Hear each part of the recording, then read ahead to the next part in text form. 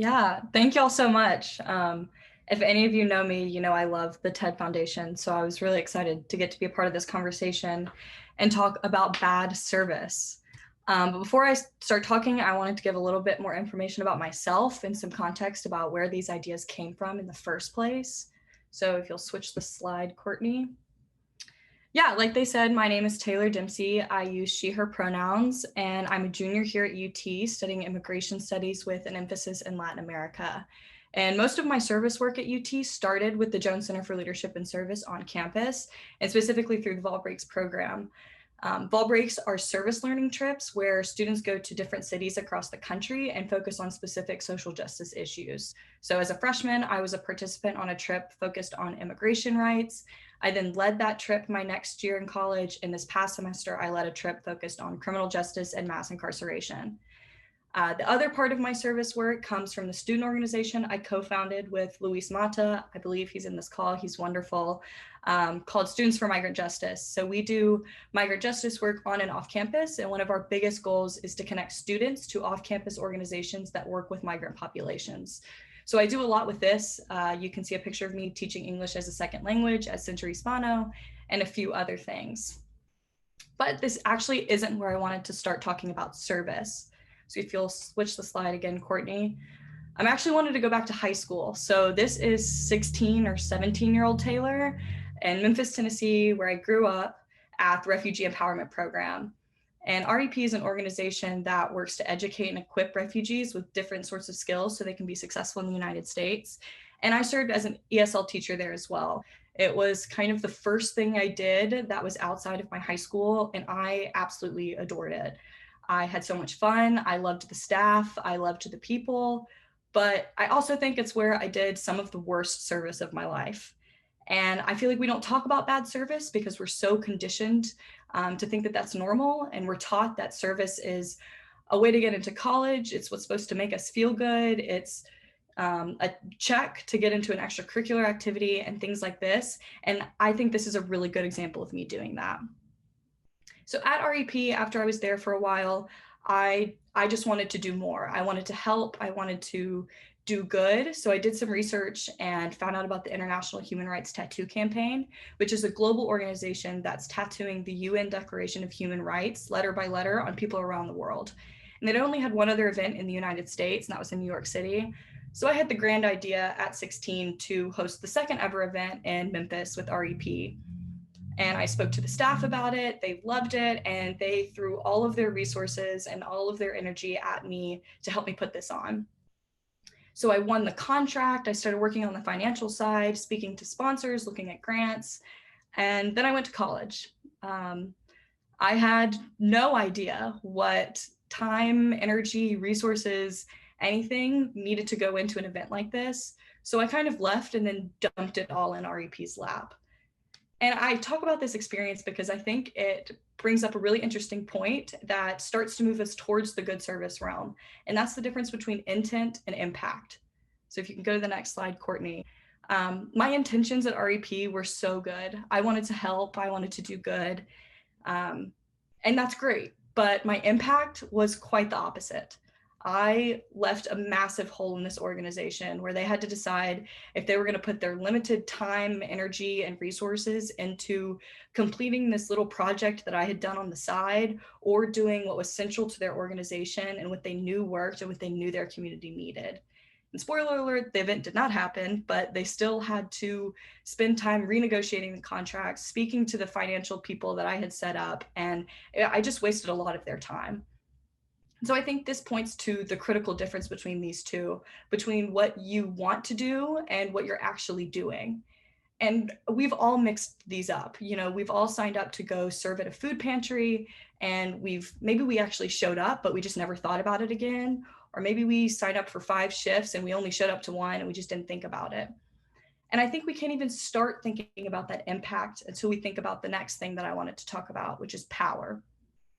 So if you'll go to the next slide, Courtney. I definitely don't have time in these 10 minutes to deconstruct power in the United States or how our socio-cultural identities grant us relative privilege or disadvantage, but I do have time to talk about my experience. So For example, at REP, I knew I wasn't a refugee, but I didn't know why that was important.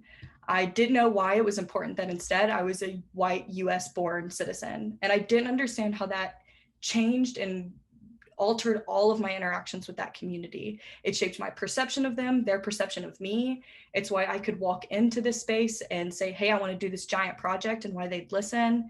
It's why I had the time and the money to not work during high school and to be at REP. And it shaped literally every interaction I had at this place.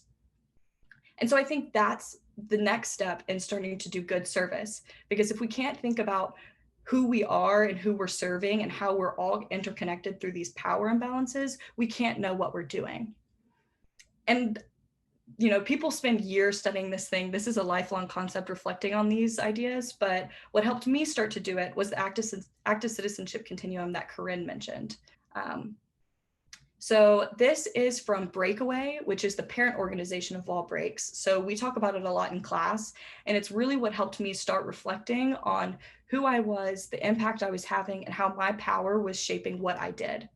So on the far left of this spectrum is the member. So this is the person that doesn't really care about other people in their life. They are on their own path. They think about themselves. They don't really volunteer because, like, who cares? They have other things to do on the weekend. The next one is where I was in high school. I was a major volunteer. I had the best intentions, but I had no clue what I was talking about. I had no clue what a refugee meant as a political status. I didn't know why refugees existed. I didn't know why my experiences were different than that of refugees. I didn't know any of these things. So once I got to college and I was forced to start reflecting on my impact and on my power and on my identity, I moved into the conscientious citizen side of the spectrum.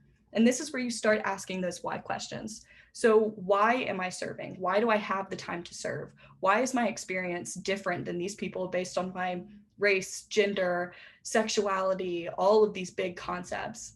And it's really where you start looking at the root causes. And it starts to help you serve with a better understanding of the community. You can start to understand your impact a little bit more. But the final push to the far right of the spectrum is the active citizenship, or the active citizen person. And this is where you remove yourself from that idea of service as a requirement, and it becomes a priority in your life. So this is where your life choices become centered around bettering the community and the world around you. And you understand your power, you understand that you have this power, and every day you work to dismantle it. You don't just know that you have a relative advantage because you're white. You spend your time and you make choices that help to change that. But the tricky thing about the continuum is that you can go forward and you can go backwards. So I could be an active citizen today and I could be a member tomorrow. And that's what's really tricky, because this is a lifelong process and it's something you have to continue to do. Next slide, Courtney. And so, you know, someone saying like this is a life process, this is something you're going to do for the rest of your life, is kind of overwhelming. And it's kind of like, what do I do now? So I thought I'd talk a little bit about how I do that. So for me, this looks like continuous education. I will never understand what it means to be undocumented. I will never understand what it means to be a refugee, but I continue to read, I learn, I listen. And I think continuing to educate yourself and dedicating yourself to that education is really important. The next thing that I do, which was really, really hard for me to learn, was shut up and listen. So being quiet for a second and listening to actual undocumented people, listening to Black and Brown people about their experiences, and not just butting in and doing or speaking when I could be sitting back and listening. And I think that's something that's really, really hard to do, but it's really important. And the last thing is reflection. I feel like our world like really doesn't let us reflect. And so taking time to actively reflect on what I'm doing, reflect on my power, reflect on the interactions I'm having with the community. Why are they like that? Why am I doing this in the first place, is a really, really important step into continuing to push yourself to the right side of that spectrum. And once again, all of this is really hard because it contradicts everything we know about service. It takes us away from that service as a feel-good thing or something you do on the weekends to put on a resume or to get your hours, and it moves service into an active thing that's working to dismantle these giant concepts and these things that literally build our world. But that's also why I find it incredibly important. This is what we have to do to start dismantling these things. We have to start realizing that these power imbalances are all interconnected and that we're all connected to each other through our identity and through our relationships and through the way we experience the world. And so this is what I think we should all be talking about and how we should serve so we can actually start working towards social justice.